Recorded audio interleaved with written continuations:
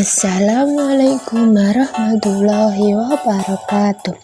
Pada hari ini kita akan belajar menggunakan multimedia interaktif. Sebelum kita memulai pembelajaran, mari kita berdoa terlebih dahulu. Bismillahirrahmanirrahim. Raditu billahi rabba wa bil islami dina wa bi muhammadin nabiyya wa rasula. Rabbi zidni ilma warzuqni fahma. Amin. Yang artinya dengan menyebut nama Allah yang Maha Pengasih lagi Maha Penyayang, kami ridho bahwa Allah Subhanahu wa Ta'ala sebagai Tuhanku, Islam sebagai agamaku, serta Nabi Muhammad sebagai Nabi dan Rasul. Ya Allah, tambahkanlah terhadapku ilmu serta berikanlah aku pengertian yang baik. Selanjutnya, mari kita klik tombol play untuk menuju ke judul. Judul dari multimedia yang saya buat yaitu multimedia pembelajaran interaktif berbasis kearifan lokal terintegrasi karakter pelajar Pancasila. Di dalam multimedia ini ada beberapa menu. Yang pertama petunjuk, kompetensi, materi, evaluasi, daftar pustaka, dan juga profil. Selanjutnya mari kita klik menu petunjuk. Nah, di dalam menu petunjuk ini ada beberapa penjelasan tentang cara menggunakan multimedia interaktif ini. Yang pertama, jika mengklik menu petunjuk maka akan berisi tentang cara menggunakan multimedia interaktif. Yang kedua, jika mengklik menu kompetensi maka akan berisi kompetensi inti, kompetensi dasar, dan tujuan pembelajaran. Jika mengklik menu materi maka akan berisi materi IPA yang terdapat pada tema 6 kelas 3 tema 6 subtema 3 kelas 5. Jika mengklik menu evaluasi maka akan berisi soal yang dapat dikerjakan oleh siswa. Jika mengklik menu daftar pustaka maka akan berisi referensi atau sumber-sumber yang digunakan untuk membuat multimedia pembelajaran. Jika mengklik menu profil maka akan berisi identitas dari penyusun multimedia pembelajaran. Yang ketujuh, jika mengklik tombol panah ke kiri maka akan menuju ke halaman sebelumnya. Jika mengklik tombol panah ke kanan akan menuju ke halaman selanjutnya. Jika mengklik tombol home akan menuju ke menu awal. Selanjutnya mari kita klik tombol home untuk menuju ke menu awal. Nah, setelah mengklik menu petunjuk mari kita klik menu kompetensi. Nah, di dalam kompetensi ini ada beberapa kompetensi. Yang pertama kompetensi inti, kompetensi dasar, dan tujuan pembelajaran. Mari kita klik menu kompetensi inti. Nah, di dalam kompetensi inti ini ada 4 kompetensi. Yang pertama menerima, menjalankan, dan menghargai ajaran agama yang dianutnya. Yang kedua menunjukkan perilaku jujur, disiplin, tanggung jawab, santun, percaya diri, peduli, dan bertanggung jawab dalam interaksi dengan keluarga, teman, guru, tetangga, dan negara. Yang ketiga memahami pengetahuan faktual, konseptual, prosedural, dan metakognitif pada tingkat dasar dengan cara mengamati, menanya, dan mencoba berdasarkan rasa ingin tahu tentang dirinya, makhluk ciptaan Tuhan dan kegiatannya, serta benda-benda yang dijumpainya di rumah, di sekolah, dan tempat bermain. Yang keempat menunjukkan keterampilan berpikir dan bertindak kreatif, produktif, kritis, mandiri, kolaboratif, dan komunikatif dalam bahasa yang jelas, sistematis, logis, dan kritis, dalam karya yang estetis dan gerakan yang mencerminkan anak sehat, dan tindakan yang mencerminkan perilaku anak sesuai dengan tahap perkembangannya. Selanjutnya mari kita klik tombol kembali. Setelah kompetensi inti mari kita klik tombol atau menu kompetensi dasar. Nah, di dalam kompetensi dasar ada 2 kompetensi, yaitu 3.6 menerapkan konsep perpindahan kalor dalam kehidupan sehari-hari. Yang kedua 4.6 menerapkan hasil pengamatan tentang perpindahan kalor. Selanjutnya, tujuan dari pembelajaran. Tujuan yang pertama, dengan melakukan kegiatan pengamatan, siswa mampu menjelaskan benda-benda yang dapat bersifat mempercepat dan memperhambat perpindahan kalor secara benar. Yang kedua, dengan mengamati lingkungan sekitar, siswa mampu menjelaskan benda-benda yang bersifat mempercepat dan menghambat perpindahan kalor secara tepat. Yang ketiga, dengan mengamati dan mengidentifikasi benda-benda yang ada di lingkungan rumah, siswa mampu menemukan contoh benda-benda yang menggunakan konsep perpindahan kalor secara rinci dan lengkap. Selanjutnya, kita klik tombol kembali. Setelah mengeklik tombol kembali, klik tombol home. Setelah mengeklik menu kompetensi, selanjutnya mari kita klik menu materi. Nah, di dalam materi ada 3 materi. Yang pertama, bahan konduktor dan isolator. Yang kedua, penggunaan benda konduktor dan isolator. Yang ketiga, bahan konduktor dan isolator di sekitar kita. Mari kita klik materi yang pertama. Selanjutnya, ayo membaca. Di sekitarmu terdapat banyak benda dengan berbagai macam bahan. Pemilihan bahan didasarkan pada sifat yang dimiliki bahan tersebut. Misalnya, benda yang dapat menghantarkan panas dan benda yang tidak dapat menghantarkan panas. Ada benda yang mempunyai kemampuan menghantarkan panas dengan baik, ada pula benda yang tidak dapat menghantarkan panas. Bahan yang dapat menghantarkan panas dengan baik disebut dengan konduktor. Bahan yang tidak dapat menghantarkan panas dengan baik Bahan yang tidak dapat menghantarkan panas disebut dengan isolator. Sedangkan ada benda yang sedikit menghantarkan panas yang disebut dengan semikonduktor. Bahan konduktor yang sering digunakan dalam kehidupan sehari-hari biasanya terbuat dari logam keris yang terdapat di Museum Tosan Aji, patung W.R. Supratman, dan beberapa benda-benda lainnya terbuat dari logam yang ada di Purworejo. Nah, jenis logam yang paling sering digunakan untuk membuat alat-alat dari konduktor antara lain besi, aluminium, perunggu, dan tembaga. Bahan yang tidak dapat menghantarkan panas disebut isolator. Beberapa bahan yang termasuk sebagai isolator antara lain kayu, kain batik adipurwo, bambu, dan plastik. Nah, penggunaan bahan-bahan ini banyak sekali kita jumpai di sekitar kita. Penggunaan bahan konduktor dan isolator dapat diterapkan secara bersamaan pada sebuah alat. Canting yang biasanya digunakan untuk mengambil malam yang telah dilelehkan terdiri dari bahan yang berbeda. Ada bahan yang bersifat konduktor dan ada yang bersifat sebagai isolator. Nah, penggunaan bahan isolator berfungsi untuk mencegah panas dari sumber panas yang dialirkan ke pengguna. Aliran panas berhenti pada bahan isolator karena bahan tersebut tidak dapat mengalirkan panas secara konduksi dari sumber panas. Sehingga penggunaan bahan isolator terutama untuk melindungi pemakai agar alat tidak kepanasan dan dapat menggunakan alat tersebut sebagaimana mestinya. Nah, contoh peralatan yang mengandung isolator dan konduktor yaitu canting yang digunakan untuk membuat kain batik adipurwo. Ganggang canting terbuat dari isolator dan ujung canting terbuat dari aluminium yang bersifat konduktor. Nah, selanjutnya siswa bersama kelompoknya mengamati video tentang kemampuan menghantarkan panas pada besi, tembaga, sumpit plastik, tusuk sate, kertas, dan kain yang diletakkan di atas api. Kemudian setelah melihatnya atau mengamatinya, siswa menganalisis kemampuan masing-masing benda tersebut dalam menghantarkan panas.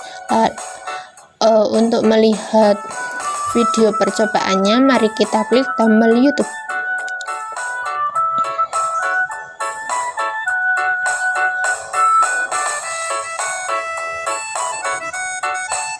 Nah, dikarenakan di YouTube yang ada di Internet Explorer saya belum update atau error, Selanjutnya kita copy saja linknya.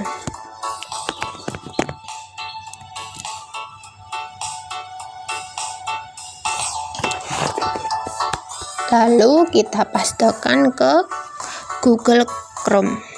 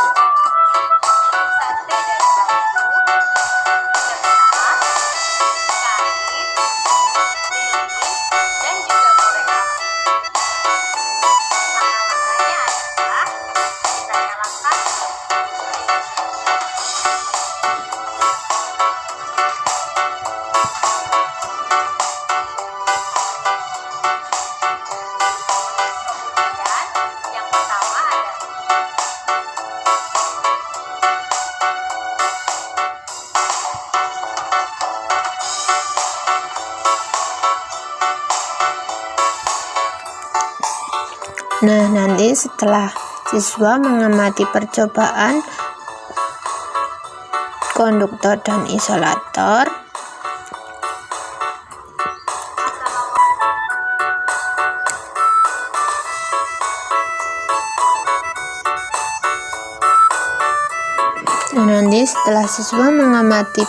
dari konduktor dan isolator, nanti menganalisis kemampuan dari masing-masing benda, yaitu pada besi, tembaga, sumpit plastik, tusuk sate, kertas, dan kain. Nah, selanjutnya mari kita klik menu atau tombol kembali. Nah, setelah mengeklik materi yang pertama, selanjutnya mari kita klik materi yang kedua.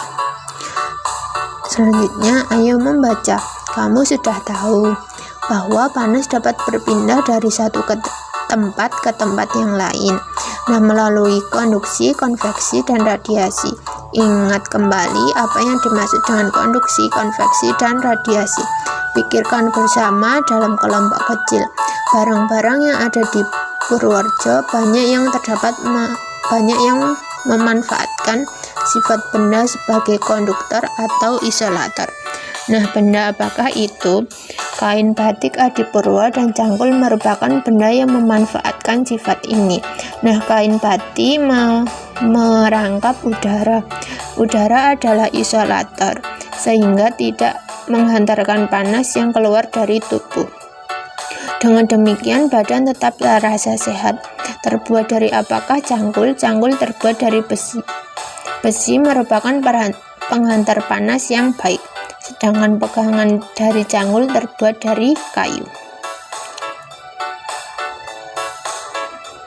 Nah, selanjutnya mari mengamati benda-benda yang ada di Kabupaten Purworejo, kemudian mengidentifikasi sifat hantaran benda tersebut dan kegunaannya. Mari kita klik tombol kembali untuk menuju ke materi yang selanjutnya. Selanjutnya mari kita klik materi yang ketiga, yaitu bahan konduktor dan isolator di sekitar kita. Ayo membaca. Barang-barang dalam kehidupan sehari-hari banyak yang memanfaatkan sifat benda sebagai konduktor dan isolator. Nah, benda apakah itu? Canting dan kain batik merupakan benda yang memanfaatkan sifat ini. Bagaimana cara kerja dari kain batik? Nah, kain batik merangkap udara. Udara adalah isolator sehingga tidak menghantarkan panas yang keluar dari tubuh. Nah, dengan demikian badan tetap terasa hangat. Jaket dan sarung tangan wol memiliki cara kerja yang sama, yaitu memerangkap udara agar badan tetap terasa hangat dan tidak kedinginan. Bagaimana dengan canting yang biasanya digunakan pada proses pembuatan batik? Nah, canting terbuat dari bahan logam, misalnya aluminium. Aluminium merupakan penghantar panas yang baik. Canting digunakan untuk mengambil malam yang telah meleleh. Bagian ujung canting terbuat dari aluminium akan terasa panas karena aluminium tersebut mengantarkan panas dari wajan. Ada bagian pada canting yang justru berfungsi sebagai isolator. Nah, pegangan dari canting terbuat dari kayu. Kayu merupakan isolator sehingga kamu tidak akan merasa kepanasan ketika memegangnya. Selanjutnya mari kita klik panah ke kanan. Proses pembuatan cangkul di Kecamatan Loano dengan menggunakan bahan konduktor seperti besi diharapkan panas dari sumber panas seperti arang. Panas dapat membuat besi yang tadinya berukuran kecil bisa menjadi berukuran lebih besar dari ukuran sebelumnya. Proses pembuatan cangkul juga menggunakan isolator berupa kayu sebagai penjepit cangkul agar pada saat membuatnya tangan tidak terasa panas. Wajan yang digunakan untuk melelehkan malam pada saat membuat batik terbuat dari bahan yang dapat menghantarkan panas. Wajan memerlukan panas untuk melelehkan malam. Museum Tosan Aji menyimpan beberapa senjata tradisional yang merupakan senjata yang terbuat dari bahan konduktor, yaitu besi, dan isolator yaitu kayu sebagai pegangan dari senjata tradisional tersebut. Contohnya keris, pedang, tombak, dan kujang. Di Museum Tosan Aji juga terdapat gamelan, biasanya terbuat dari perunggu dengan campuran timah, di mana perunggu termasuk ke dalam jenis bahan konduktor. Gamelan biasanya digunakan sebagai musik tradisional. Nah, selanjutnya perhatikanlah beberapa peralatan yang digunakan di suatu tempat wisata yang ada di Purworejo. Jika kamu perhatikan, ada beberapa peralatan yang menggunakan bahan isolator dan konduktor sebagai bagian dari peralatan tersebut. Lakukanlah pengamatan secara seksama. Temukanlah beberapa peralatan yang menggunakan bahan isolator dan konduktor dengan kegunaannya masing-masing. Kemudian identifikasikan nama, kegunaan, dan sifat hantaran yang ada pada alat tersebut. Selanjutnya mari kita klik tombol kembali untuk kembali ke materi. Selanjutnya mari kita klik tombol home untuk kembali ke menu utama. Mari kita klik menu evaluasi. Masukkan nama,